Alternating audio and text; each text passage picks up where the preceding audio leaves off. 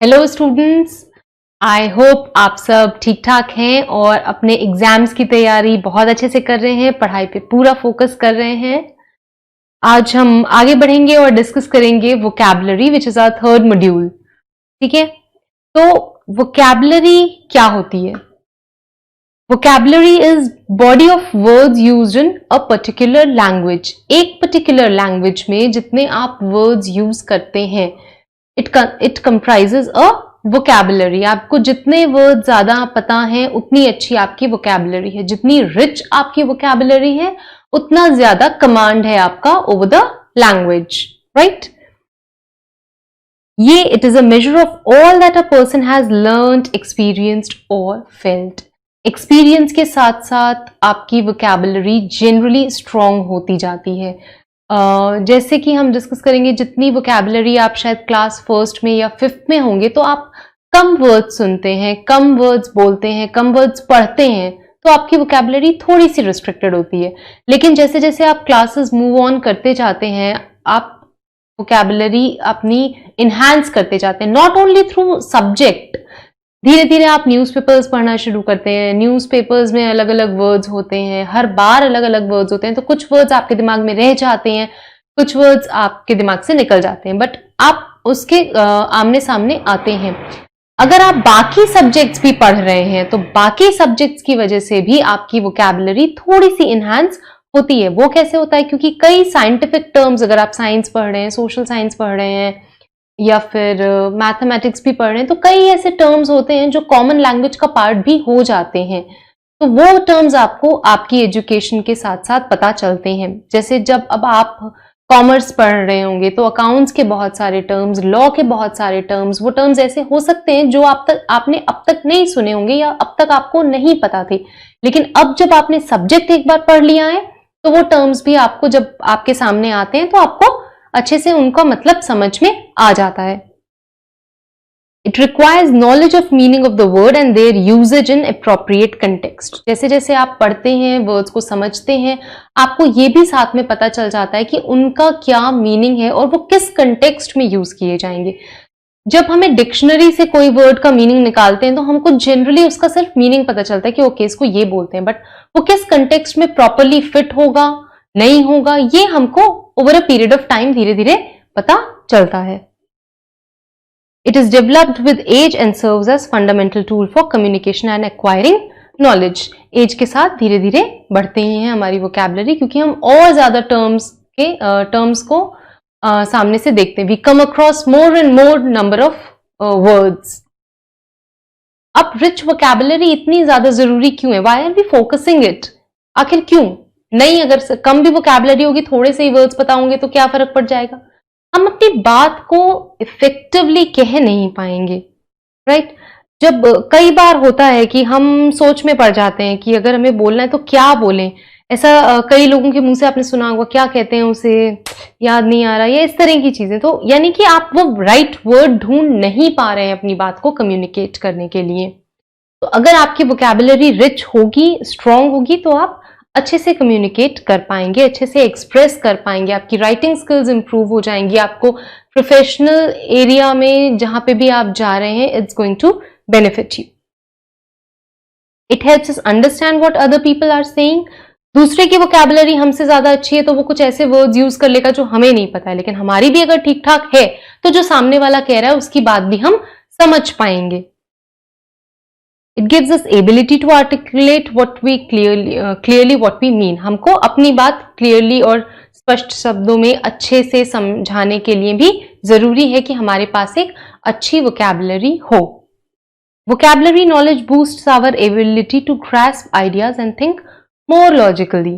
ठीक है, वोकैबुलरी होती है तो हम आइडियाज भी थोड़े से इकट्ठा कर लेते हैं और लॉजिकल वे में सोच पाते हैं। हेल्प्स अस कम्युनिकेट, हमने ऑलरेडी डिस्कस कर लिया है। Makes good impression on others.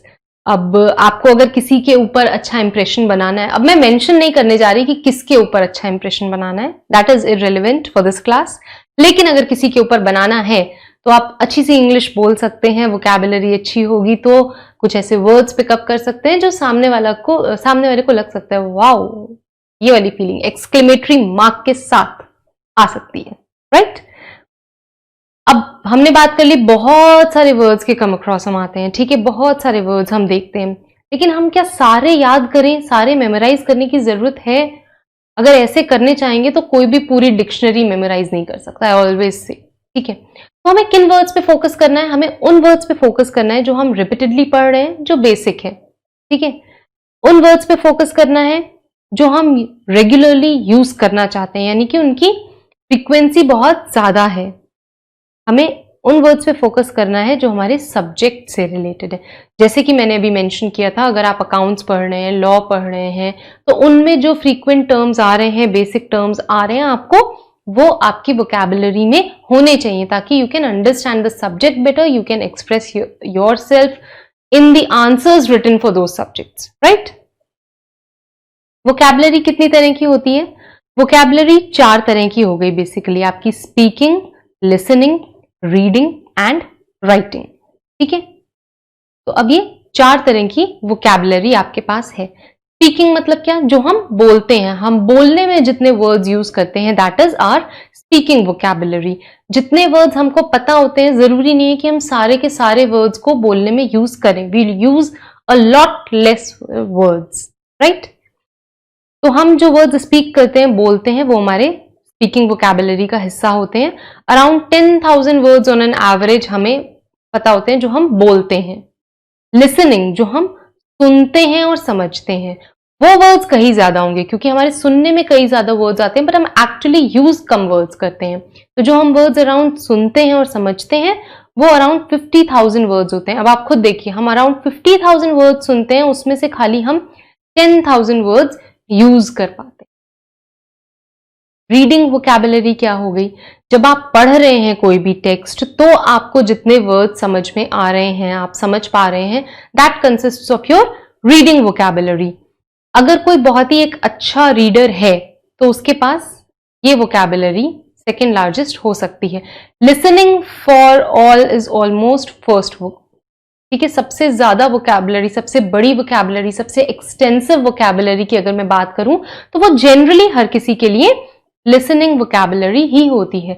हम सबसे ज्यादा वर्ड्स सुनते हैं, लेकिन अगर कोई ऐसा बंदा है जो बहुत ज्यादा पढ़ने में एंगेज्ड है, तो उसके लिए रीडिंग उसको फॉलो कर सकती है। Writing vocabulary, words which we use while writing to express ourselves, वो क्या होती है? अफेक्टेड होती है by the words we tell.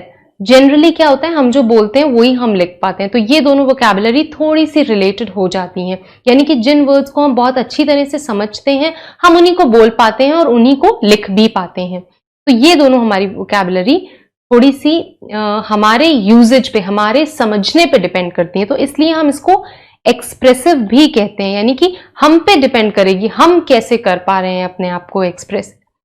हम जिन वर्ड्स के थ्रू अपने आप को एक्सप्रेस कर पा रहे हैं, वो स्पीकिंग और राइटिंग होंगी। हम जो बोल रहे हैं और जो लिख रहे हैं, तो ये दोनों एक्सप्रेसिव हो गई। वाइल लिसनिंग और रीडिंग क्या हुई? वर्ड्स ऑलरेडी गिवन है, आप कितने पहचान पा रहे हैं, तो ये दोनों हो गई आपकी रिसेप्टिव, आप रिसीविंग एंड पे हैं।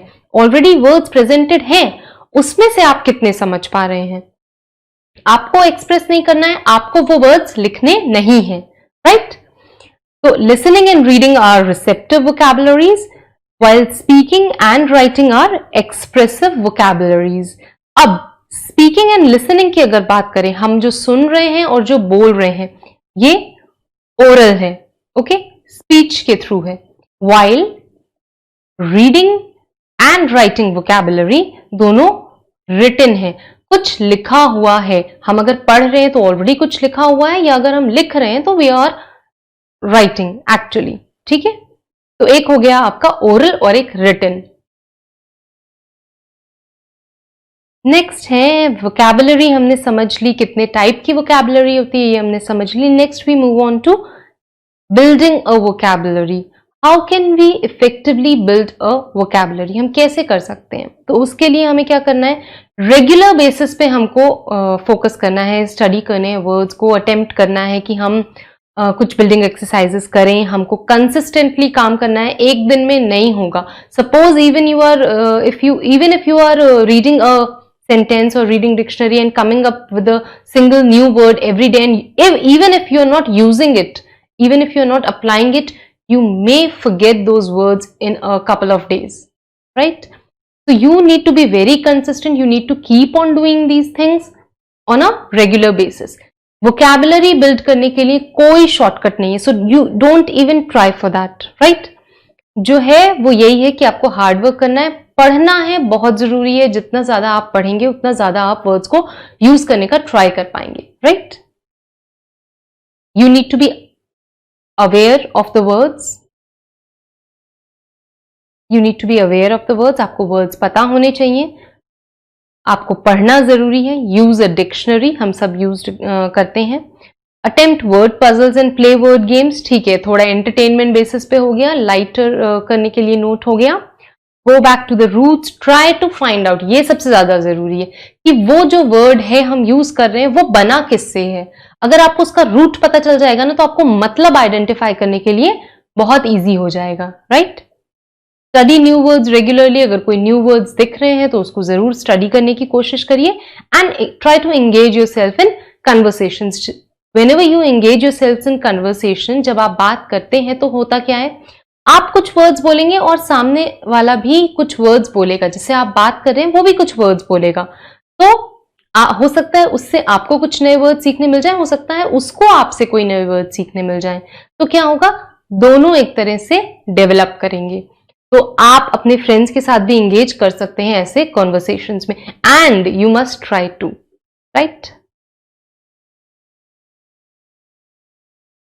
अब हम बात करते हैं कि वोकैबुलरी में क्या क्या आता है. कई सारी चीजें हैं. कुछ होते हैं सिनोनिम्स होते हैं. आपको सिनोनिम्स पता होने चाहिए जो वर्ड्स सिमिलर मीनिंग रखते हैं. They may not be exactly same, लेकिन सिमिलर मीनिंग होता है उनका. फॉरेन वर्ड्स, हमारी लैंग्वेज में कई वर्ड्स ऐसे हैं जो हमारी लैंग्वेज के नहीं है लेकिन फॉरेन लैंग्वेज के, but we are still using it. अगर आपने लॉ में केविएट एम्प्टर करके पढ़ा होगा, ठीक है, इसका क्या मतलब है, बायर शुड बी बिवेयर. तो इस तरह की जो चीजें हैं वो वर्ड्स भी हमने अडेप्ट कर लिए हैं, तो ये आपको पता होने चाहिए. कोनोटेशंस क्या है, जो कोई आइडिया इन्वोक कर देते हैं. हम आगे डील करेंगे कि कोनोटेशंस क्या होते हैं. सिर्फ नाम, उनके एक्सप्लिसिट नेम पे हमको नहीं जाना है. कई ऐसे वर्ड्स होते हैं जो किसी वर्ड्स के साथ ही जुड़े हुए होते हैं. एंटोनिम्स क्या होते हैं, सिनोनिम्स का उल्टा हो गया, एंटोनिम्स, ऑपोजिट, यानी कि वो वर्ड्स जिनके मीनिंग्स ऑपोजिट होते हैं. कोलोकेशंस क्या होते हैं, फिक्स्ड रिलेशनशिप्स हम स्टडी करते हैं इसमें कि किस कंटेक्स्ट में हम क्या बोल रहे हैं. इडियम्स क्या होते हैं, इडियम्स का भी थोड़ा सा डिफरेंट मीनिंग होता है. जो वर्टिकल है, मुहावरे, अगर आपने पढ़ा हो, मुहावरे एंड लोकोक्तियां, ठीक है, तो आप इडियम समझ सकते हैं. जो एग्जैक्टली लिखा है वो मतलब नहीं होता है, उससे दूसरा मतलब निकलता है. फ्रेजल वर्ब्स क्या होते हैं, मल्टी वर्ड वर्ब्स होते हैं जिनका एग्जैक्ट वही मतलब नहीं निकलेगा, थोड़ा सा अलग निकलेगा, मतलब वर्ब्स के कॉम्बिनेशंस होते हैं. ठीक है, ये क्या होते हैं ये हम बहुत डिटेल में आगे डिस्कस करने वाले हैं. कोनोटेशंस की बात करें अगर हम, तो it is suggesting of a meaning by word apart from the thing it explicitly names और डिस्क्राइब्स. सपोज अगर एक वर्ड है वो फैट है, जैसे कि फैट वर्ड क्या डिस्क्राइब कर रहा है कि कुछ मोटा या कुछ प्लम्पी सा चीज है, लेकिन ये क्या और भी डिस्क्राइब कर रहा है कि आप थोड़ा सा नेगेटिव टोन में बोल रहे हैं. मतलब ये this is not something which is acceptable, या this is not something which one would want to be, या दिस इज नॉट समथिंग जो किसी को अच्छा लगे. तो ठीक है, ये क्या हो गया, आपका कोनोटेशन हो गया, नेगेटिव हो गया टोन. तो कोनोटेशन हम क्या कह सकते हैं, फीलिंग्स और इमोशंस एसोसिएटेड विद डिनोटेशन. जो भी वर्ड है वो जो डिनोट कर रहा है उसके साथ जो भावनाएं जुड़ी हुई हैं, जो फीलिंग्स जुड़ी हुई हैं, वो बात कर रहा है. जैसे कि अगर हम फैट बोलते हैं किसी को तो हो सकता है कि अच्छा नहीं लगे. अब मुझे आके कोई बोलेगा यू आर फैट, तो हो सकता है भाई मैं बुरा मान जाऊं. लेकिन अगर कोई बोलेगा अरे कितनी चब्बी सी है, तो थोड़ा सा पॉजिटिव लगता है कि ठीक है, मतलब मैं बुरी नहीं लग रही हूं, इट्स ओके, मैं ठीक हूं, राइट. तो देयर आर वर्ड्स जिनका मतलब तो सेम निकलता है, लेकिन the way we use it, जो हम कौन सा वर्ड्स यूज करेंगे उसके अकॉर्डिंग हमको एक नेगेटिव फीलिंग आ सकती है, उसको हम एक पॉजिटिव फीलिंग लेके पॉजिटिव इमोशन भी कन्वे कर सकते हैं. ठीक है, और ये नेगेटिव होगा या पॉजिटिव होगा ये डिपेंड करेगा आपके कंटेक्स्ट पे और रिसीवर पे, कि रिसीवर कौन है और किस कंटेक्स्ट में वो बात कही जा रही है, किस क्या हो रहा है, कहाँ पे यूज करी जा रही है, क्या एनवायरमेंट है, कैसे यूज करी जा रही है, that is all those things form your context. Understanding suggestive meaning is important. क्या मतलब निकल रहा है वो समझना बहुत इंपॉर्टेंट है. जो लिटरल मीनिंग है वो तो है ही, बट सामने वाला क्या कहना चाह रहा है, इम्प्लाइड क्या है, वो भी समझना उतना ही जरूरी है, क्योंकि कम्युनिकेशन में वो बहुत जरूरी हिस्सा, राइट. अब कुछ वर्ड्स हैं जिनका आपको दिया हुआ है कि कोनोटेशन क्या नेगेटिव निकल रहे हैं, क्या पॉजिटिव निकल रहे हैं. टू लुक एट फैट और चबी हमने ऑलरेडी डिस्कस कर लिया. हाउस और होम की अगर हम बात करें तो हाउस हम किसको बोलते हैं, जो भी एक बिल्डिंग है जो कि कंक्रीट, सीमेंट, ब्रिक से बनी हुई है. वेयर जब हम होम की बात करते हैं तो हम उसमें थोड़ी सी फीलिंग्स एसोसिएट कर देते हैं. आपने देखा होगा कहीं पे भी लिखा है होम स्वीट होम, कहीं हाउस स्वीट हाउस नहीं लिखा होता. क्यों नहीं लिखा होता? बिकॉज हाउस के साथ हम इमोशंस नहीं अटैच कर पाते हैं. जबकि हिंदी मूवीज में आपने बहुत सुन लिया होगा घर और मकान में बहुत अंतर होता है. तो व्हाट इज मकान? मकान इज योर हाउस, जो कि सिर्फ बिल्डिंग मटेरियल से बना हुआ एक ढांचा है. जबकि होम क्या हो गया आपका, वो बिल्डिंग जिसमें लोग रह रहे हैं, लोगों के इमोशंस कनेक्टेड हैं उससे, प्यार है वहां पर, अफेक्शन है वहां पे, उसको हम होम कहते हैं. ठीक है. तो हाउस जो है थोड़ा सा नेगेटिव कोनोटेशन है और नेगेटिव टोन है, और होम जो है थोड़ी सी पॉजिटिव टोन देता है. वर्बोस और एलोक्वेंट. वर्बोस क्या होता है, यानी कि आप बहुत ज्यादा वर्ड्स जब यूज करते हैं, being too wordy means verbose. ठीक है. जबकि एलोक्वेंट क्या हुआ, आप अपने आप को बहुत अच्छे से विविडली एक्सप्रेस कर रहे हैं, यानी कि आप वर्ड्स तो ज्यादा यूज कर रहे हो लेकिन आप बहुत अच्छे से उसको एक्सप्रेस करने के लिए यूज कर रहे हो. तो एलोक्वेंट क्या होगा, it will give a positive tone, whereas verbose जो हो गया थोड़ा सा आपको नेगेटिव टोन दे देगा. स्टेंच और अरोमा. स्टेंच क्या हो गया, बदबू हो गई. अरोमा एक तरह से आपकी खुशबू हो गई. दोनों में क्या है, स्मेल ही है. दोनों स्मेल की ही बात कर रहे हैं. लेकिन आप कभी नहीं बोलते हो कि the stench of the food is good, the aroma of the food हम बोलते हैं ना. खुशबू जो आ रही है खाने की वो अच्छी है, राइट. तो मतलब तो दोनों का स्मेल से ही है, लेकिन एक अच्छे टोन में चली जाती है, एक बुरे टोन में चली जाती है. चीप और थ्रिफ्टी. ठीक है. अब हम चीप किसको बोल सकते हैं, जो a person who hates to spend money, जिसको पैसे खर्च करना अच्छा ही नहीं लगता. जबकि थ्रिफ्टी भी वही इंसान होगा जो पैसे खर्च नहीं करता, लेकिन हम उसको क्या बोल देते हैं, वो इंसान जो सोच समझ के पैसे खर्च करता है. That is this is Sheela is thrifty. अगर आप इस तरह से बोल रहे हैं तो यानी कि वो बहुत सोच समझ के पैसे खर्च कर सकती है. Sheela will not mind in this case, she will be happy, she will take it positively. Young and youthful.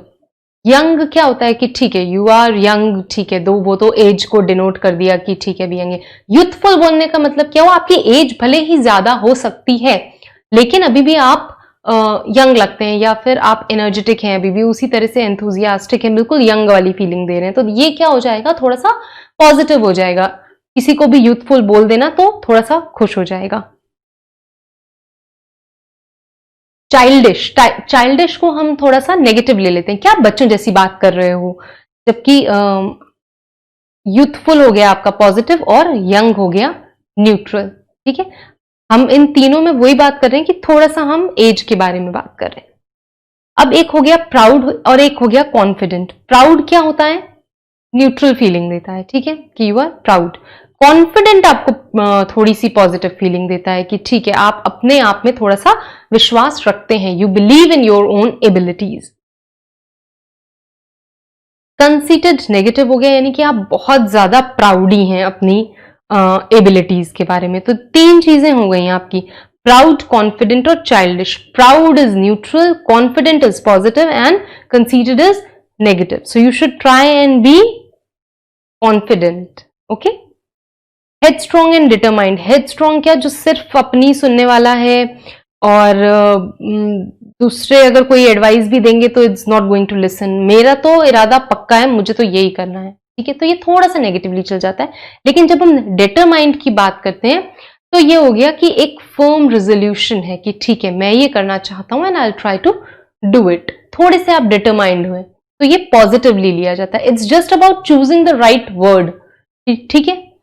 हम इतने सारी चीजें डिस्कस ही इसलिए कर रहे हैं क्योंकि हम एक राइट वर्ड चूज करना चाह रहे हैं अपनी बात को एक्सप्रेस करने के लिए। अगर आप कहना चाह रहे हैं किसी को कि यू आर, मतलब आपको कोई अच्छा लग रहा है और आप कहना चाह रहे हैं कि हाँ ये जो ठान लेता है ये करता ही, अगर आपने उसको जाके बोल दिया कि यू आर हेड स्ट्रॉन्ग, जो सोच लिया वो करना ही है, तो थोड़ा सा उसको बुरा लग सकता है। क्यों? क्योंकि ऐसा थोड़ा है, वो सोचेगा ऐसा थोड़ा है यार कि मैं जो ठान लिया वही करना है, मैं किसी की सुनता नहीं हूं क्या। लेकिन अगर आपने उसको कहा कि you are very determined towards your work, then he और she will take it very positively कि ओके मेरा डेडिकेशन उसको सामने वाले को नजर में आ रहा है। स्क्रॉनी और Splendor.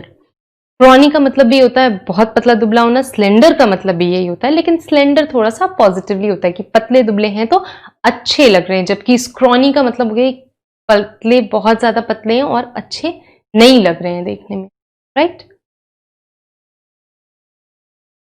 Crippled and disabled. Crippled थोड़ा सा नेगेटिव चला जाता है और डिसेबल्ड इज न्यूट्रल। अगर हम फिजिकली चैलेंज्ड या डिफरेंटली एबल्ड, ये सारे न्यू टर्म्स जो आए हैं आपके फिजिकली चैलेंज्ड लोगों के लिए, पहले बोल दिया जाता था ना कि वो क्रिपल्ड हैं या डिसेबल्ड हैं, तो अब फिर आ गया कि डिफरेंटली एबल्ड हैं। इस तरह के टर्म्स जो आ रहे हैं वो इसीलिए आ रहे हैं क्योंकि हम टोन को अपनी इंप्रूव करना चाहते हैं। We don't want to give a negative tone कि ये लोग में कोई फ्लॉ है, हम बोलना चाह रहे हैं कि ठीक है इनमें कोई एक अलग सी एबिलिटी है, राइट। ये एक छोटी सी एक्सरसाइज है जिसको हम कर सकते हैं कि इसमें कौन से वर्ड्स पॉजिटिव हैं और कौन से नेगेटिव हैं। अगर हम किसी को गेज कर रहे हैं तो ये थोड़ा सा पॉजिटिव कोनोटेशन है। लुक स्टेडिली इज न्यूट्रल, और स्टेयर जो हो गया ये आपका थोड़ा सा नेगेटिव हो गया, घूरना हो गया कि घूर क्यों रहे हो। ब्रेन वॉश आपका नेगेटिव हो गया। परसुएड करना किसी को, ठीक है, पॉजिटिव हो गया, ये आपका पॉजिटिव हो गया। इन्फ्लुएंस वन वे और द अदर, यानी कि कैसे भी करके इन्फ्लुएंस करना है, तो ये थोड़ा सा neutral. Delayed, not on time and tardy, ठीक है। ट्राई करिए इन सारे वर्ड्स को। समवॉट इंटरेस्टेड, नोजी या क्यूरियस। क्यूरियस हो आप किसी चीज के लिए तो ये अच्छी बात है, यू आर पॉजिटिव। नोजी है यानी कि पोक कर रहे हैं हर जगह जाके, यू आर नॉट वांटेड लेकिन आप फिर भी जाके अपने इनपुट्स दे रहे हैं, तो you are being nosy. Somewhat interested is neutral, आप ठीक है। Lazily without his, leisurely. Leisurely यानी कि ठीक है, इट्स पॉजिटिव, आप अपने इच्छा से अपने आराम से काम कर रहे हैं। लेजिली कर रहे हैं तो थोड़ा सा नेगेटिव चला जाता है। विदाउट हेस्ट कर रहे हैं तो ये आपका न्यूट्रल हो जाएगा, यानी कि ठीक है, जल्दीबाजी में नहीं कर रहे हैं। Ask of someone, demand and request. When you demand something it is a bit of negative. When you request someone, इसका मतलब आप पोलाइटली कर्टियसली किसी को बोल रहे हैं कोई चीज करने के लिए, तो request is positive, demand is negative, and then ask of someone ठीक है, न्यूट्रल हो जाता है।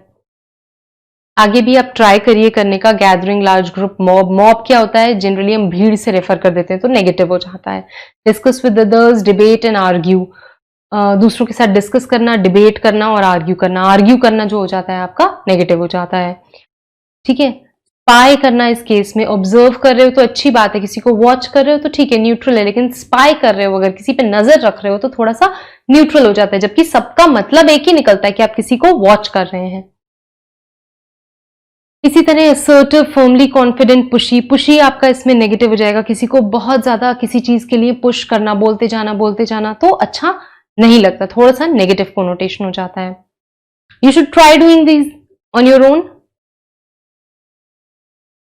नेक्स्ट क्या है, अब आप बात कर रहे हैं आई इसमें जो है इसके आपको जो वर्ड्स हैं ये smell, hobby, adventurous, old, assertive, इसका आपको एक पॉजिटिव कोनोटेशन सोचना है, एक नेगेटिव सोचना है। स्मेल के लिए तो भी ऑलरेडी डिस्कस्ड किया, आप स्टेंच और अरोमा कह सकते हैं, ठीक है। स्टेंच आपकी थोड़ी सी बैड स्मेल की तरफ चला जाता है, अरोमा थोड़ी सी गुड स्मेल की तरफ चला जाता है, which is a positive connotation. Siddharth's interest in painting has turned into a hobby. Hobby हो गई, ठीक है। ऑब्सेशन हो गया यानी कि जिद हो गई तो नेगेटिव चला गया। एवोकेशन हो गया यानी कि ठीक है, आपका पैशन टाइप का हो गया तो आपका it's a positive kind of a thing. Adventurous है तो फूल हार्डी आपका नेगेटिव हो जाएगा। करेजियस है अगर आप तो वो पॉजिटिव हो जाएगा। इसी तरह असर्टिव है, बॉसी अगर हो गए कि हर बात में अपनी चला रहे हो तो थोड़ा सा वो नेगेटिव चला जाता है। कॉन्फिडेंट हो गए तो पॉजिटिव चला जाता है। I am just discussing it very briefly, आपको ये खुद से करके देखना है तो आपको ज्यादा आइडिया लगेगा। अब ये एक सेंटेंस है, इसमें you need to choose the right word कि कौन सा कोनोटेशन फिट बैठेगा इसमें। तो अब हम इसमें क्या करेंगे, द रेफ्रिजरेटर इज एक्सपेंसिव या ओवरप्राइज्ड, दोनों में से आपको कोई एक चीज चूज करनी है। But Soham did not mind paying extra because of numerous useful features it has. तो ये क्या सेंटेंस कैसी बात कर रहा है, ठीक है बहुत सारे फीचर्स हैं उसमें, इसलिए थोड़ा सा ज्यादा देने में बुरा नहीं लगा। तो आपका क्या है, पॉजिटिवली साइड जा रहा है, तो आप एक्सपेंसिव चूज। दिस रेफ्रिजरेटर थोड़ा सा महंगा तो है, लेकिन Soham did not mind paying extra. Next हो गया, Shiv Tomar and his cronies या employees have controlled the management in this company for over 14 years now. I wish Arindam Chatterjee is elected president this time. अब वो क्या बोल रहा है, Shiv Tomar and his cronies का मतलब क्या होता है, सबसे पहली बात तो cronies का मतलब थोड़े फ्रेंडली वे में आप फ्रेंड समझ सकते हो, ठीक है, जो आपके क्लोज होते हैं, जिनसे आप चिट चैट कर सकते हो। या employees have controlled the management, अब मैनेजमेंट किसने कंट्रोल किया होगा, मैनेजमेंट कंट्रोल किया होगा शिव तोमर एंड हिज क्रोनीज ने किया होगा, फ्रेंड्स ने। एम्प्लॉयज की बात नहीं करते हैं हम जब कंट्रोल की बात कर रहे हैं, मैनेजमेंट की, ठीक है। एम्प्लॉयज थोड़ा सा आपका फॉर्मल चला जाता है, दोस्त जिनको आप पे करते हो और वो आपके लिए काम करते हैं। एम्प्लॉयज का मतलब इतना ही निकलेगा, राइट। तो हमको थोड़ा सा पॉजिटिवली लेकर आना है, तो इसलिए cronies will be the right word in this case. Hopefully I won't have to share office spaces with Mrs Singh. I hope कि मुझको ऑफिस में मिसेस सिंह के साथ ना बैठना पड़े। She can be very curious या न्यूजी। अब वो नहीं बैठना चाह रही है, तो कैसा सेंटेंस है ये, थोड़ा सा नेगेटिव दिखा रहा है कि Mrs Crony is not something that I want, ठीक है। तो अब क्या होगा, क्यूरियस तो एक पॉजिटिव कोनोटेशन वाला वर्ड है कि वो उत्सुक रहती हैं बहुत। नोजी क्या हो गया, हर चीज में पोक करना, कुछ ज्यादा ही घुसना हमारी लाइफ्स में। तो वो नहीं चाहती हैं मिसेस सिंह के साथ बैठना, क्यों, because she can be nosy. तो नोजी आपका राइट वर्ड होगा। अगर क्यूरियस होंगी, कुछ अच्छी क्वालिटी होगी, तो वो तो उनके साथ बैठना चाहेंगी ना। अब क्या है next, please ask Rohit to turn down the volume, it is difficult for me to concentrate with all that music या नॉइज। उसको कोई तकलीफ हो रही है, वो नेगेटिव टोन में बात कर रहा है, राइट। तो क्या हो रहा होगा, it is difficult for me to concentrate with all that noise. Music तो अच्छा लगता है सबको, तो music is a positive connotation, right. हम यहां पे नॉइज हमारा करेक्ट वर्ड होगा। Mr Nair had better be wary of his neighbour, Miss Banerjee she is a crafty या क्लेवर वन। मिस्टर नायर को बोल रहा है वो थोड़ा सा सावधान ही रहे अपने नेबर से। She is clever is a positive tone, crafty is a negative tone, यानी कि क्लेवर है और कुछ भी कर लेंगी, मतलब राइट और रॉन्ग का इतना सोचेंगी नहीं कुछ करते समय। तो crafty would be the right term, क्योंकि इस पूरे सेंटेंस में जो है थोड़ा सा नेगेटिव टोन है फॉर मिस बैनर्जी। तो she can not be clever, हम पॉजिटिव वर्ड नहीं यूज कर सकते, we need to use a negative word. I have great respect for your brother who is rather reserved और antisocial. Reserved और antisocial दोनों का मतलब यही होता है जो लोग अपने तक लिमिटेड होते हैं, ज्यादा लोगों से घुलना मिलना पसंद नहीं करते हैं।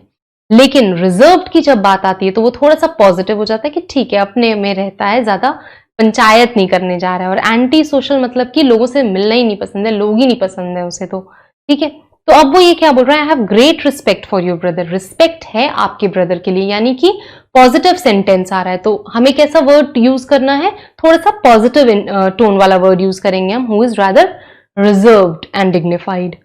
My friend can't stand her mother-in-law who is very thrifty या miserly. She has lot of money but refuses to help others. अब ये क्या बोलना चाह रहा है, मैं अपनी मदर इन लॉ को नहीं स्टैंड कर सकता हूँ, ठीक है। क्यों नहीं कर सकता हूँ, क्योंकि उनके पास बहुत पैसा है और वो फिर भी दूसरों की हेल्प नहीं करना चाहती हैं।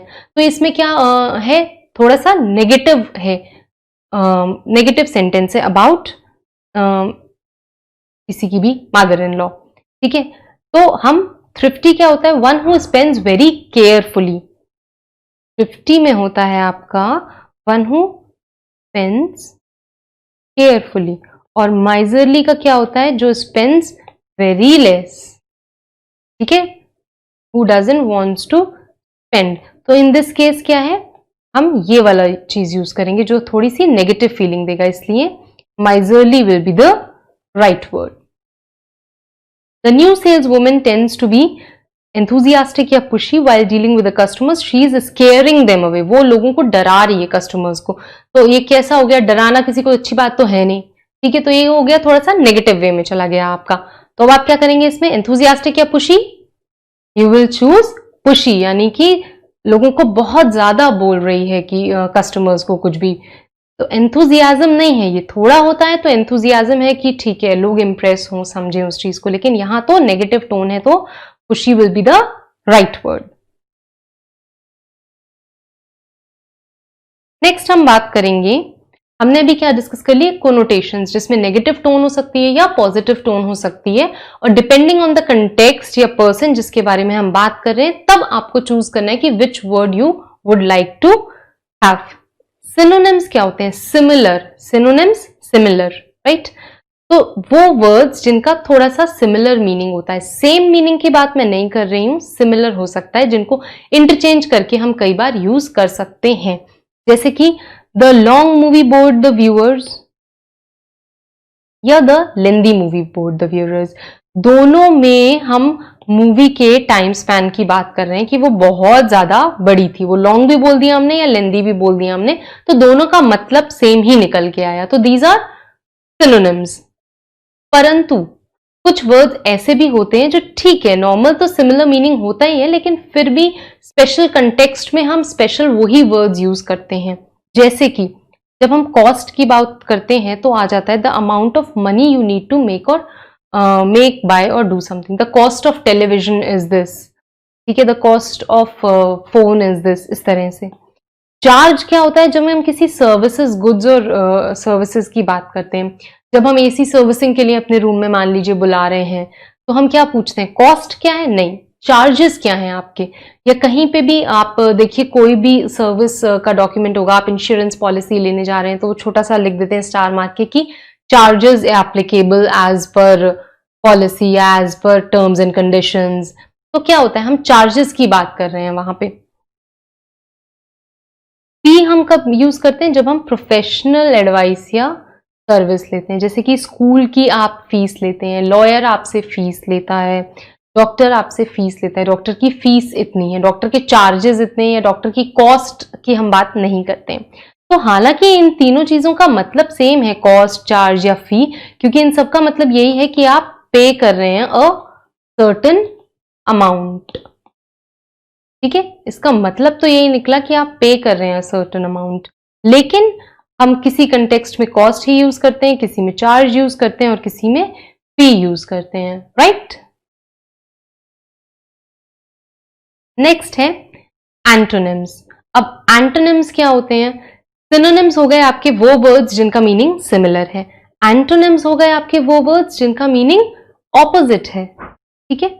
जैसे कि ब्रेव और कवर्ड की अगर हम बात करें, ब्रेव यानी कि बहादुर, कवर्ड यानी कि जो डरता है, डरपोक है, गुड यानी कि अच्छा, इविल यानी कि आपका बुरा, वो बैड भी हो सकता है, वो करप्ट भी हो सकता है, वो मैलिशियस भी हो सकता है, कुछ भी वर्ड हम यूज कर सकते हैं। लाइकली यानी कि जिसके चांसेस ज्यादा हैं, अनलाइकली यानी कि उसके चांसेस बहुत कम हो रखे हैं, सिमेट्रिकल यानी कि एक जैसा है, these two shapes are symmetrical, ठीक है। और ये अगर हम बात कर लें ये शेप, तो these two shapes are asymmetrical. Entity या नॉन एंटिटी, एंटिटी यानी कि कोई एक चीज, कोई एक बॉडी हो गई आपकी, नॉन एंटिटी यानी कि वो नहीं है। डिसेंट यानी कि ठीक ठाक आप लग रहे हैं, जो प्रेजेंटेबल हो, डिसेंट से हो। इनडिसेंट यानी कि उसका ऑपोजिट हो गया, जो ठीक ठाक नहीं है। अब हम बात करते हैं ग्रे एंटोनिम्स कितने तरह के हो सकते हैं। तो antonyms can be graded antonyms, complementary antonyms and relational antonyms. तो ग्रेडेड एंटोनिम्स क्या होंगे, ये ऐसे पेयर ऑफ वर्ड्स होते हैं जिनका मीनिंग मतलब इक्वल वेटिंग नहीं होती है, थोड़ा सा ग्रेड वाइज होता है। जैसे कि आप पहले आता था ना हमारी फेयरनेस क्रीम्स जो आती थी, उनपे स्केल हो जाता था 1 से 10 तक, ठीक है, धीरे धीरे बढ़ता जाता है। यहाँ बिल्कुल डार्क है आपका और यहाँ आपने 10 दिन लगाई तो बिल्कुल चकाचक एकदम गोरे हो गए, ठीक है। तो क्या है, ये आपका एक तरह से ग्रेडिंग है स्केल पे कि ये 0 पे आप डार्क हैं और 10 पे आप बिल्कुल फेयर हो गए, तो धीरे धीरे बढ़ रहा है। अगर हम बोले कि बीच में भी कोई वैल्यू हो सकती है तो yes it is possible. Complementary क्या हुआ, जो एक दूसरे को कॉम्प्लीमेंट करते हैं, यानी कि पेयर ऑफ वर्ड्स जिनका मीनिंग ऑपोजिट ही निकलता है, पर आप उसको ग्रेड नहीं कर सकते हो कि मोर डार्क या लेस डार्क, ऐसा आप नहीं कर सकते हो। मोर पुश या मोर पुल या लेस पुश या लेस पुल नहीं कर सकते हो आप, ये पुश और पुल ही रहेगा। पुल मतलब हो गया आपको खींचना और पुश मतलब हो गया कुछ धक्का देना, तो ये एज इट इज ही रहेगा, इसको हम इसमें कुछ ग्रेड नहीं लेकर आ सकते हैं। जबकि फेयर एंड डार्क में मोर fair, more dark, less fair, less dark, ऐसे हम टर्म्स ग्रेड कर सकते हैं। रिलेशनल क्या होता है, रिलेशनल हो गए आपके कि वो तभी एक सेंस बनाएंगे जब एक रिलेशनशिप में होंगे, जैसे कि बोरो एंड लेंड। अब बोरो मतलब क्या होता है, उधार लेना, और लेंड मतलब क्या होता है, उधार देना। जब कोई उधार देगा तभी तो आप उधार लोगे, तो बोरो एंड लेंड दोनों चीज साइमल्टेनियसली होती हैं, तो ये भी एक दूसरे के ऑपोजिट है, रिलेशनल ऑपोजिट है। इसका दूसरा एग्जाम्पल हम ये भी ले सकते हैं कि टीचर एंड स्टूडेंट। अगर स्टूडेंट्स हैं तभी तो कोई टीचर है, तभी तो पढ़ा रहे हैं ना। अगर स्टूडेंट्स ही नहीं है तो फिर टीचर भी नहीं होगा, राइट। तो ये भी एक रिलेशनल एंटोनिम्स हो गए आपके। इनके एडवांटेजेस क्या होते हैं एंटोनिम्स के, इनके भी यही एडवांटेजेस हैं कि आपका जो भी आइडिया है वो बहुत क्लियरली एक्सप्रेस हो जाएगा, जो आप कहना चाहते हैं वो बात आप अपनी अच्छे से कह पाएंगे, प्रिसाइज कम्युनिकेशन होगा, मोनोटनी नहीं होगी। मोनोटनी क्या हो गया, यानी कि एक ही जैसा चलता जाता है, जो उसको हम बोलते हैं मोनोटनी, वो चीज आपकी अवॉइड हो जाएगी। नए नए वर्ड्स यूज करेंगे तो रीडर भी जो है या जो सुनने वाला है उसको भी अच्छा लगेगा। रिड्यूस रिडंडेंसी, रिडंडेंसी भी क्या होता है, रिपीटिशन जो हो रहा है। एंड टू कीप राइटिंग और speech interesting to the audience, अगर आप ऐसा करेंगे तो थोड़ा सा इंटरेस्टिंग बना रहेगा ऑडियंस के लिए। अब इसमें थोड़े से एग्जाम्पल्स दिए हुए हैं, you can go through them.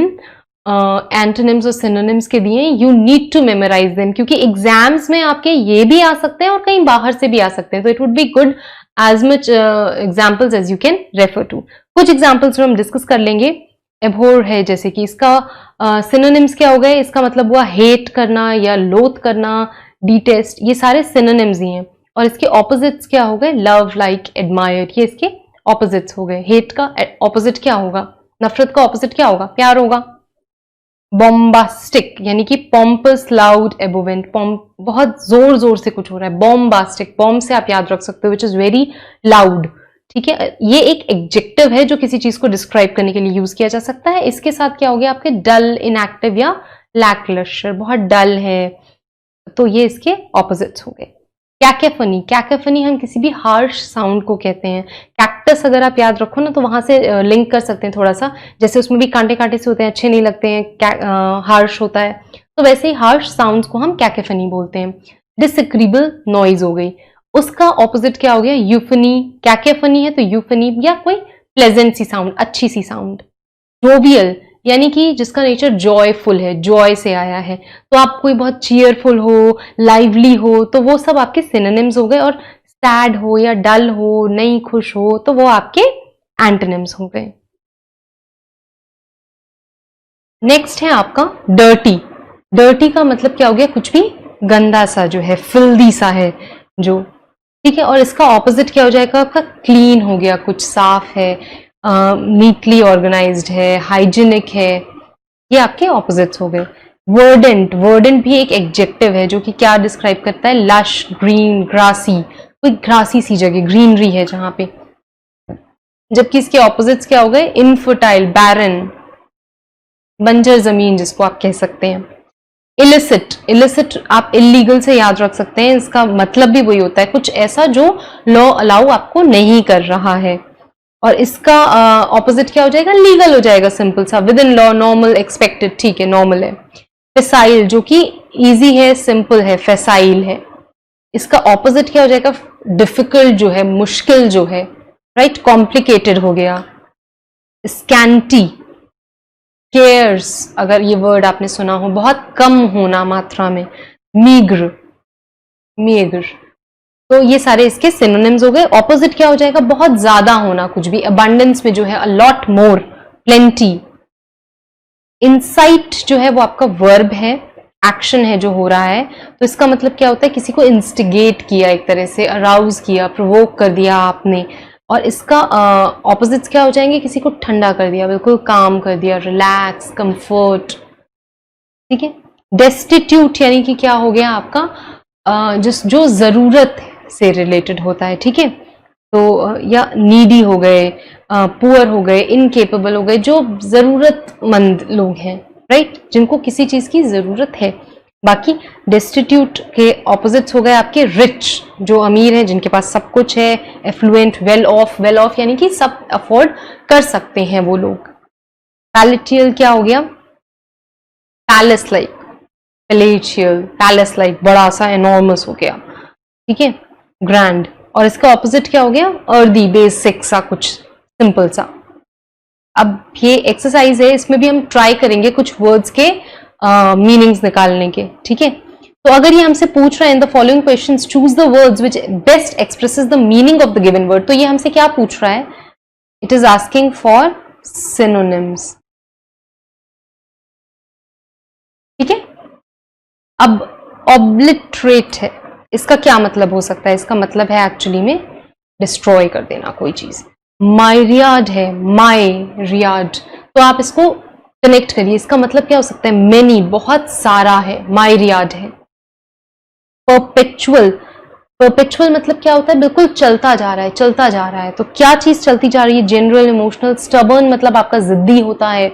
Continuous, continuous will be the right word, जो चलता जा रहा है। फिशर, जो बायोलॉजी के स्टूडेंट्स होंगे वो इसको बेटर रिलेट कर पाएंगे मे बी, अगर कोई है तो। इसका मतलब क्या होता है, स्मॉल, हम लिखते हैं कि उसकी स्किन पे एक स्मॉल फिशर सा है, ठीक है, तो इसको हम बोलते हैं एक ओपनिंग टाइप की है, तो इसका मतलब है ओपनिंग।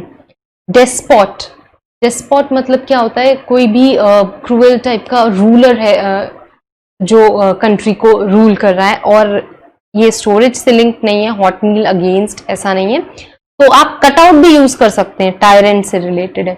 अगर आपको डेस्पॉट का मतलब पता है, टायरेंट का नहीं पता है, तो बाकी तीन क्रॉस आउट करके आप टायरेंट पे आ सकते हैं।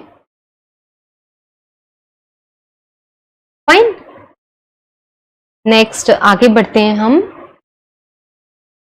Select a suitable antonym for the word given in the question. अब इसमें क्या करना है, हमको एंटोनिम यूज करना है, यानी कि जो आपका ऑपोजिट है हमको वो ढूंढ के निकालना है, किसका, रिमोर्स का, ठीक है। अब आप खुद भी यू नीड टू ट्राई। अब आप सोचिए कि आपको किसका मतलब पता है और किसका मतलब नहीं पता है, राइट। स्प्लिट जो होता है वो दो हिस्सों में तोड़ना होता है, ठीक है। जोवियल जो होता है वो बहुत खुश होना होता है, ठीक है। केयरलेस जो होता है वो आपने ध्यान नहीं दिया। पिटी जो होता है वो, ठीक है यार, पिटी, तो आप क्या है, रिमोर्स क्या हो गया आपका, सैड होना हो गया, तो जोवियल आपका सही बैठ रहा है एंटोनिम, इसका मतलब है खुश होना, ठीक है। नेक्स्ट है आपका डिस्पैरेज। डिस्पैरेज का मतलब क्या होता है, सबसे पहले तो ये आपको देखना है। डिस्पैरेज का मतलब होता है जो बहुत कम कीमत का हो, लिटिल वर्थ हो जिसकी, ठीक है। तो अब इसमें इसका ऑपोजिट क्या हो गया, डिफेम का मतलब क्या होता है, सबसे पहले डिफेम का मतलब तो होता है कि बदनामी एक तरह से होना, आप उसको समझ सकते हैं डिफेम का मतलब, ठीक है। नेक्स्ट आपका क्या है, आपका नेक्स्ट है अलर्ट। अलर्ट मतलब क्या हुआ, बिल्कुल चौकन्ना हो जाना, राइट। बेलिटिल का मतलब क्या हुआ, थोड़ा सा। एंड यूलोजाइज, यूलोजाइज का मतलब होता है आपका कुछ ग्रैंड, आप प्रेज कर रहे हैं, तो अब इसमें से कौन सा सही होगा, figure it out. Fine. Vex का मतलब, अब आप देखिए वेक्स का मतलब आप क्या होता है, वर्डी, वेरीफाई, एनॉय, अम्यूज्ड, क्या इसमें से इसका मीनिंग हो सकता है। वेक्स का मतलब होता है किसी को एनॉय कर देना, राइट, तो ये तो इसका सिनोनिम है। तो किसी को खुश कर देना क्या होगा, एंटोनिम क्या हो जाएगा, अम्यूज्ड हो जाएगा इसमें आपका एंटोनिम। नोवाइस, नोवाइस मतलब कुछ कोई नया सा, न्यूली, जो जिसके पास ज्यादा एक्सपीरियंस नहीं है, तो नोवाइस का मतलब एक्चुअली बिगिनर होता है, तो इसका एंटोनिम क्या हो जाएगा? एक्सपीरियंस्ड आपका एंटोनिम हो जाएगा। खुद सोचिए, propriety, think it, figure it out, try करिए। अब नेक्स्ट उस पे हम आते हैं, अगर in each sentence below underline the word that means the opposite of the italicised word. आप वर्ड्स पे मत जाइए, आप खुद ट्राई करके देखिए, ठीक है? मीनिंग सेम रहना चाहिए, ठीक है? Many people have pointed out harmful effects that a working mother may have on the family, yet there are many salutary effects, right? तो इटैलियनाइज्ड सैल्यूटरी है, तो इसका क्या मतलब हो सकता है? अगर आपको इसका मतलब नहीं भी पता है, देन ऑल्सो आप इस पॉइंट को ऐसे सोच के देखिए कि बहुत लोगों ने इसके हार्मफुल इफेक्ट्स बताए हैं, लेकिन, ठीक है, लेकिन कुछ ऐसे इफेक्ट्स भी हो सकते हैं। तो यानी कि हार्मफुल तो नहीं है, हार्मफुल का ऑपोजिट क्या हो जाएगा? कुछ फायदे के भी इफेक्ट्स हो सकते हैं। फायदे इसमें किसमें बोल रहा है? बेनिफिशियल। तो आपका beneficial is the right word. जब भी कोई सेंटेंस दिया है, even if you don't know the exact meaning of the word, try to find it out by reading sentence ample of times कि सेंटेंस क्या कम्युनिकेट करना चाह रहा है। अगर वो आपको पता चल गया तो हो सकता है कि आप ऑप्शंस को फिगर आउट कर पाए एग्जामिनेशंस में। Trying to control everything your teens do can impede your growth, ठीक है? Can impede their growth. जब आप ट्राई करते हो अपने टीनेजर्स को हर चीज में कंट्रोल करने के लिए, तो वो उनकी ग्रोथ को बढ़ा सकता है या रोक सकता है? इम्पीड मतलब होता है रोक सकता है, ठीक है? To advance their development, allow them to make some decisions on your own. Allow करिए आप, यानी कि छोड़िए, ठीक है? तो अब इम्पीड का एंटोनिम या हम एंटोनिम्स देख रहे हैं, राइट? हाँ, ठीक है। तो हैम्पर, सिनोनिम देख रहे हैं हम, जो इटैलियाइज्ड वर्ड है उनके सिनोनिम्स अगर हम देख रहे हैं तो हैम्पर हो जाएगा, right? During their training police officers must respond to simulated emergencies in preparation, ठीक है? ट्रेनिंग हो रही है तो इमरजेंसीज कैसी होंगी? क्या वो एक्चुअल होंगी? नहीं, वो बनाई गई होंगी, तो मेड अप होंगी। I have seen students surreptitiously check answer sheets during exams, यानी कि चीटिंग की बात हो रही है यहाँ पे। However, until today I never saw one openly lay out a cheat sheet, ठीक है? तो surreptitiously तो देखा है, कैसे देखा है?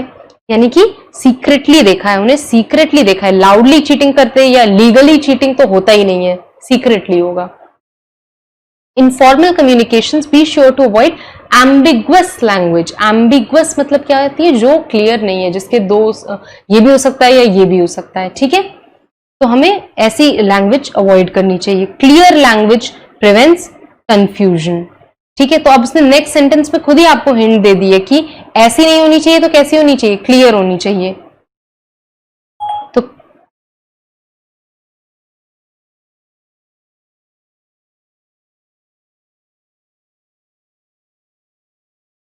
क्लियर होनी चाहिए, ठीक है? तो क्लियर का ऑपोजिट क्या हो गया? अनक्लियर हो गया। अब बात करते हैं हम रूट्स ऑफ वर्ड की, ठीक है? वर्ड्स के क्या रूट्स होते हैं? जैसे कि हमने पहले भी डिस्कस किया कि अगर हमको रूट एक बारी समझ में आ जाए तो उसका मीनिंग समझने में भी हमको आसानी होती है। रूट वर्ड को और छोटा नहीं किया जा सकता है, वो जैसा है वो एटलीस्ट वैसा ही रहेगा, तभी उसका कोई मतलब बनेगा। अगर रूट वर्ड को छोटा कर दिया फिर कोई मतलब ही नहीं निकल के आएगा उस वर्ड का, ठीक है? तो क्या है? Root word is a word और word part from which other words grow, जिससे दूसरे वर्ड्स निकलते हैं, usually through addition of prefix और सफिक्स। प्रेफिक्स जो होता है, वर्ड के पहले कुछ ऐड कर दिया तो प्रेफिक्स है, और वर्ड के बाद कुछ ऐड किया तो सफिक्स कहते हैं उसे हम। प्री पहले तो प्रेफिक्स, बाद में तो सफिक्स कहते हैं। Even though the root is the basis of a new word, it may not typically form a standalone word on its own, ठीक है? रूट बेसिस हो सकती है, हो सकता है कि वो अपने आप में एक अलग वर्ड ना बना पाए। अब बात कर रहा है वो कुछ वर्ड्स की जो आप देख सकते हैं, समझ सकते हैं। जैसे कि वो क्या बात कर रहा है? एरो, एरो का मतलब एयर से हो जाता है, ठीक है? एरोप्लेन, एरोस्पेस, एरेट, एरियल, सब कुछ एयर से रिलेटेड है। एक है vehicles fly in air, air space, give way to air, ठीक है? एंथ्रोप, एंथ्रोपोलॉजी आप कैसे बोलते हैं? स्टडी ऑफ ह्यूमंस, तो मैन से रिलेटेड हो गया, राइट? एंथ्रोपोलॉजी। कोई इससे वर्ड बनाकर देखिएगा एग्जाम में, अगर ऐसा कुछ होता है कि वो वर्ड क्या बन रहा है और उसका क्या मीनिंग हो रहा है, अगर वो पता है तो आप रूट वर्ड तक भी पहुंच पाएंगे। आर्ट, तो ये क्या हो गया, फर्स्ट, प्राइम, मोनार्क, आर्कियोलॉजी, तो फर्स्ट ओरिजिन्स की पढ़ाई आर्कियोलॉजी। बिब्लियो, हम कई बार ये देखते हैं कि बिब्लियोग्राफी लिखी गई है, तो ये क्या होता है, बुक से रिलेटेड हो गया, ठीक है, बुक्स के बारे में हम एंड में कोई रिपोर्ट होती है, रेफरेंसेस के बाद हम बिब्लियोग्राफी भी लिख देते हैं ना। बायो, बायोलॉजी सबने पढ़ी है, तो बायो किससे रिलेटेड है, लाइफ से रिलेटेड है आपकी, राइट, स्टडी ऑफ लाइफ।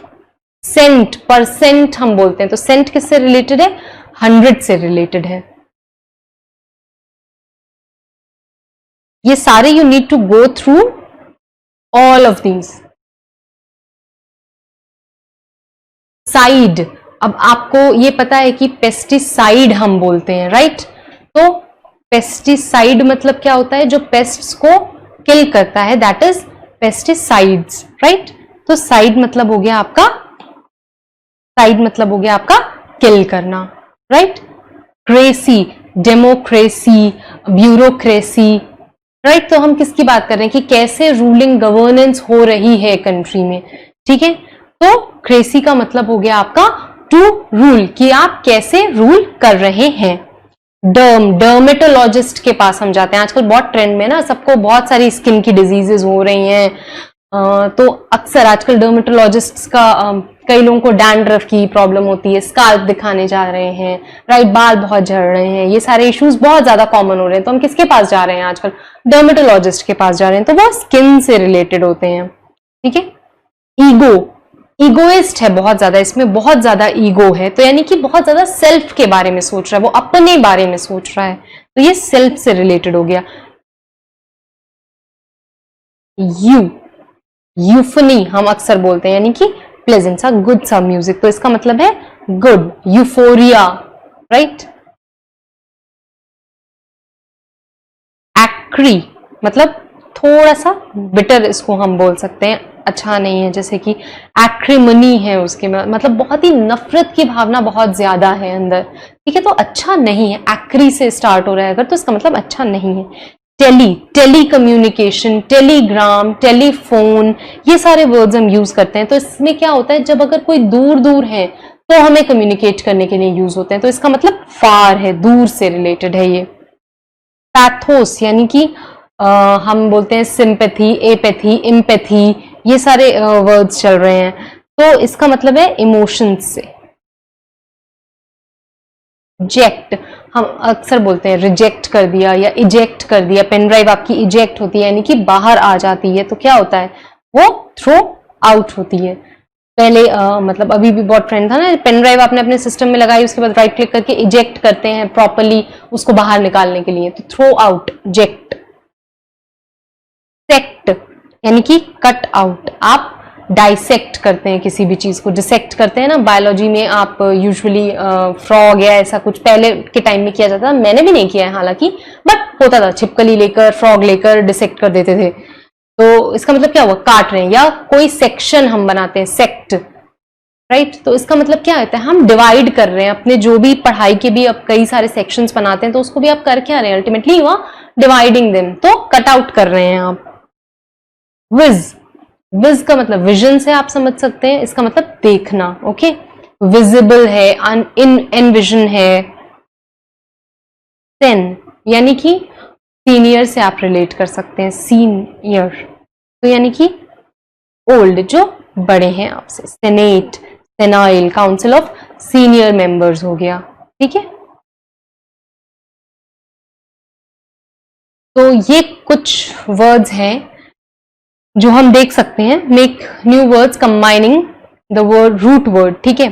तो न्यू वर्ड क्या बन सकता है, प्लेस अगर दिया हुआ है तो हम लगा सकते हैं डिसप्लेस, यानी कि कोई चीज अपने जगह से हट रही है। कोड तो हम डी कोड कर सकते हैं, ठीक है। एनकोडिंग एंड डीकोडिंग हमने ऑलरेडी कम्युनिकेशन में पढ़ा हुआ है, तो आपको आइडिया है कि वो क्या होता है। वेंट के आगे अगर हम प्री लगा दें तो प्रिवेंट, यानी कि कोई चीज हम रोक रहे हैं।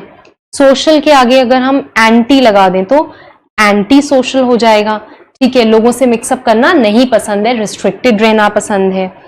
ओबे को हम डिसओबे भी कर सकते हैं, यानी कि आप बात नहीं मानते हैं। एक्ट को हम क्या करते हैं, ओवर एक्ट कर सकते हैं, ठीक है, ओवर रिएक्ट कर देते हैं कोई। सेप्टिक के आगे हम एंटी लगा सकते हैं, एंटीसेप्टिक, ये वर्ड आपने सुना होगा, डिटॉल्स या ये सब क्या होते हैं, एंटीसेप्टिक है। जैसे कि अगर कोई चोट लग गई तो वो सेप्टिक ना हो जाए, वो पक ना जाए, इसलिए आप एंटीसेप्टिक लगाते हैं ताकि वो सेप्टिक होने से, पकने से रुक जाए।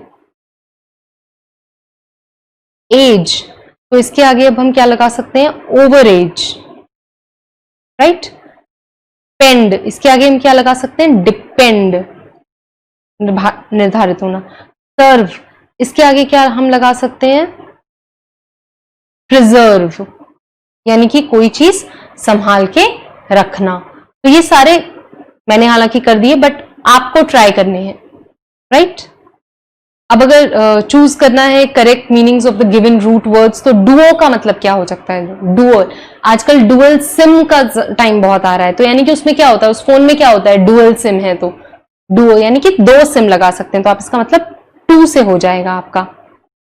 ऑड, ऑडियो अच्छा होना चाहिए, बहुत ज्यादा। ऑडियो यानी क्या, जो आप सुन रहे हैं वो अच्छा होना चाहिए, तो ऑड से आपका ऑडियो कनेक्ट करिए, साउंड।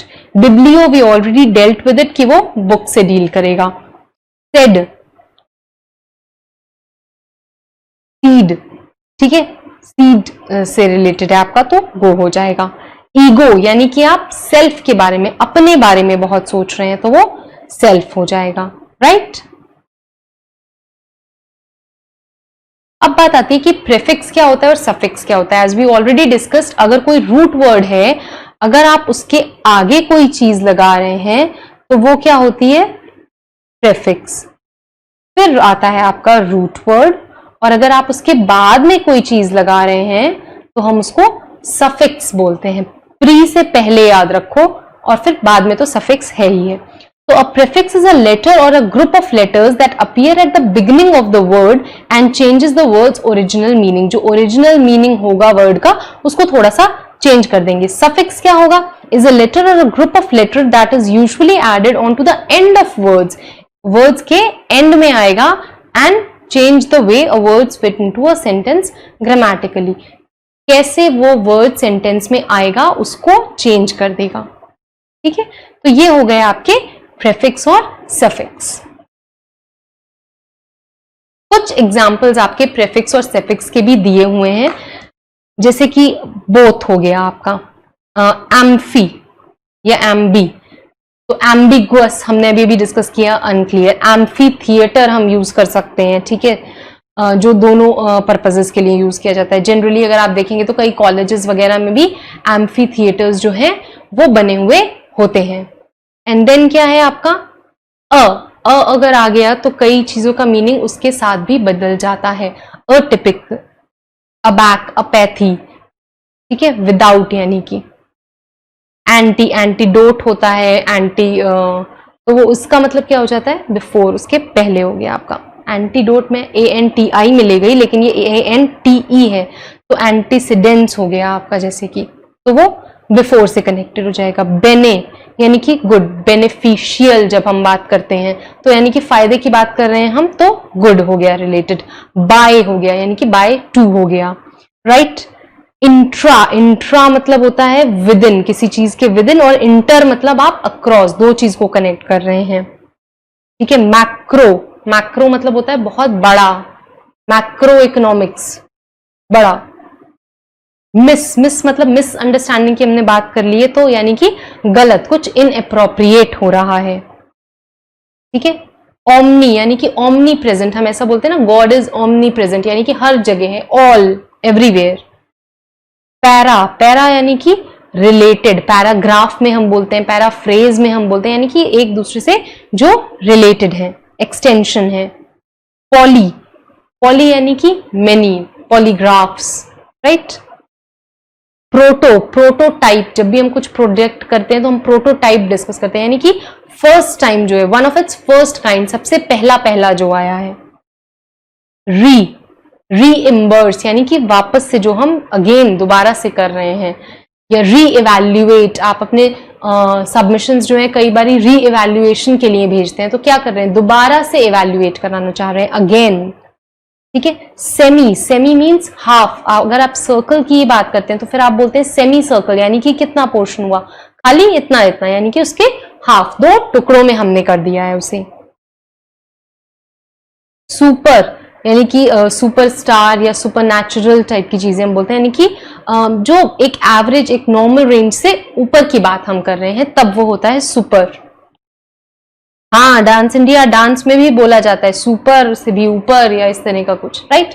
तो यानी कि आप एवरेज के ऊपर की बात कर रहे हैं। टेट्रा, टेट्रा में क्या होता है, यानी कि 4 साइड्स हैं आपके, टेट्रा साइकिल होता है या टेट्रा पैक होता है, तो 4 साइड्स होते हैं उसके। ऑक्टा यानी कि 8 साइड्स हो गए सिमिलरली। तो ट्रांस यानी कि आपका हो गया अक्रॉस या बियॉन्ड, ओवर। ठीक है, ट्रांसलेट कर रहे हैं आप, तो एक से दूसरे में कर रहे हैं। अन, अन का मतलब जनरली आपका ऑपोजिट करने के लिए हो जाता है, अनविलिंग, अनयूजुअल, अनवांटेड, ये सारी चीजें। कुछ सफिक्स भी हैं जो हम यूज करते हैं, वो क्या हो गए, जैसे एग्जाम्पल हो गया आपका एबल हो गया, कैन बी डन, केपेबल हो गया, एज हो गया आपका पिलग्रिमेज, बॉन्डेज, ये एक्शन को दिखा रहे हैं। किसी में भी एरियन लगा दिया तो वो एक पर्सन को दिखाते हैं, ग्रामेरियन, लाइब्रेरियन, लाइब्रेरी के आगे एन लगा देते हैं तो यानी कि वो पर्सन जो लाइब्रेरी का ध्यान रख रहा है, लाइब्रेरियन हो गया।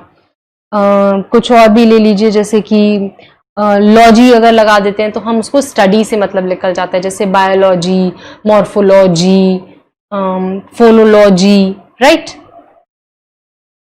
किसी में भी अगर हम एंड में शिप लगा देते हैं तो यानी कि एक स्टेट हो गई, फ्रेंडशिप और सेंसरशिप, हार्डशिप्स, यानी कि वो टाइमर स्टेट ऑफ बीइंग हो जाता है हमारा, स्टेट ऑफ मैनर हो जाता है। ठीक है। ओसिस अगर हम लगा देते हैं तो कंडीशन एक आ जाती है, न्यूरोसिस यानी कि नर्व से रिलेटेड आप बात कर रहे हैं, ऑस्टियोपोरोसिस यानी कि हड्डियों से रिलेटेड आपका कुछ हो गया। ठीक है, कंडीशन जो है उसकी। वाइज यानी कि by, clockwise, otherwise, lengthwise, यानी कि उसके मीडियम से हम कुछ कर रहे हैं, मीन्स ऑफ, राइट। तो ये बहुत सारे हैं, आप जितना ज्यादा यूज करेंगे आपको उतना ज्यादा आइडिया लग जाएगा, right. Use a prefix to find the opposite of the given words. तो प्रेफिक्स आप क्या लगा सकते हैं, रैप है जैसे कि, तो आप अनरैप कर सकते हैं उसको, कनेक्ट को आप डिसकनेक्ट कर सकते हैं, ये प्रेफिक्स लगा सकते हैं, बिहेव को मिसबिहेव हो सकता है आपका, फोल्ड को अनफोल्ड हो सकता है, और स्पेल को मिस स्पेल भी हम कह सकते हैं, राइट। तो इससे आपको आइडिया लग जाएगा कि क्या प्रेफिक्स हम लगा रहे हैं तो ऑपोजिट वर्ड्स हमको मिल रहे हैं। तो आपने देखा कि प्रेफिक्स क्या हो गए, कुछ कुछ प्रेफिक्स लगा रहे हैं हम तो हमको ऑपोजिट वर्ड्स भी मिल जा रहे हैं। नेक्स्ट अगर आगे बढ़ें तो आपको ये बोल रहा है कि प्रीफिक्स और सफिक्स लगा के आपको ये सेंटेंस जो है वो कंप्लीट करने हैं। तो let's try it out. The team he supported was able to win the champion दिया हुआ है, तो अब हम इसमें क्या लगा सकते हैं, pre champion, miss champion. Team जिस वो टीम जो उसने सपोर्ट करी वो जीत गई, क्या जीत गई होगी, चैंपियनशिप जीत गई होगी, तो हम इसमें सफिक्स लगा सकते हैं, चैंपियनशिप हो जाएगा वो। I think you should dash your decision, it may not be the best thing to do। वो क्या बोल रहा है, आपको सोचना चाहिए, ये हो सकता है बेस्ट थिंग नहीं हो, तो क्या करने को बोल रहा होगा, दोबारा से सोचने को बोल रहा होगा। तो दोबारा से मतलब री लगा सकते हैं हम, रिकंसिडर, यहां हम लिख सकते हैं आपको रिकंसिडर करना चाहिए।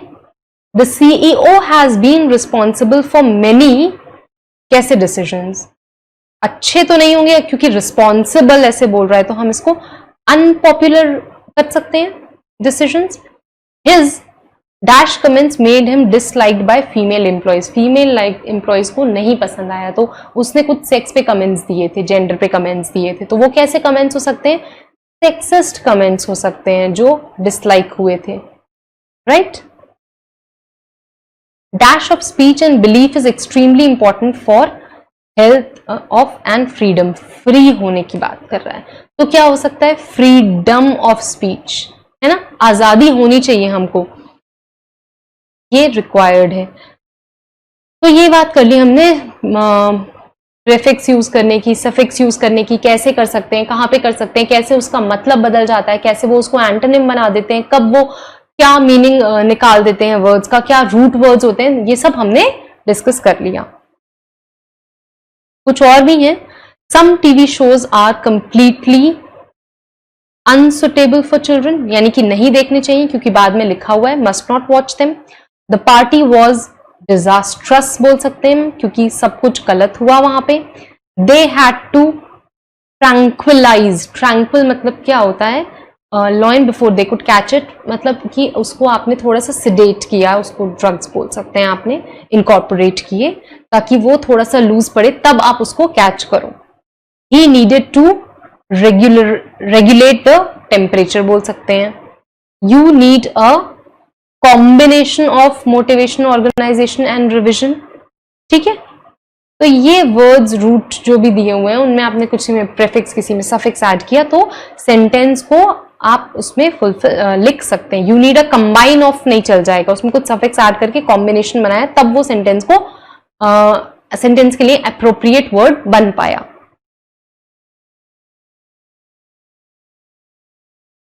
ठीक है, अब नेक्स्ट आता है आपका कि फ्रेजल वर्ब्स क्या होते हैं, ये हम डिस्कस करेंगे लेकिन we will discuss it in the next class, right. Till then आप एंटोनिम्स, सिनोनिम्स की अच्छे से प्रैक्टिस करिए और ट्राई करिए कि ये सारे जो टेबल्स हैं जो हमने डिस्कस किए वो आप मेमोराइज कर पाएं।